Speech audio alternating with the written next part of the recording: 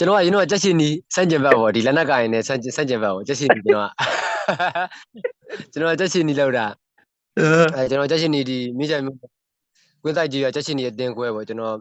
ချက်ချင်းနီးတက်သား63ယောက်စုပေါင်းရှိတယ်ကျွန်တော်တို့ဒီ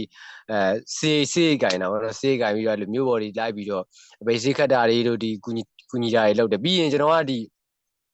စနေတနေ့ကနေမှကျွန်တော်အတင်းလဲထောင်ထားတယ်ဒီပေါ့နော်ချက်ချင်းနီးအပြင်မှာကျွန်တော်အားရင်တလူငယ်ပရိုက်တာအဖွဲ့ဆိုပြီးတော့ကျွန်တော်ရွာမှာအမိုက်ကျုံးတာပေါ့အမိုက်ကောက်တကားနဲ့ရွာတန်ရှိတော့ဗောနော်ရွာကိုအမိုက်ပုံးလို့အဖေတို့ကလည်းအားပေးတယ်လေအတူကိုယ်တိုင်အမိုက်ကားဝယ်ပေးတယ်ကျန်တဲ့ဟာတွေလုပ်ပေးတယ်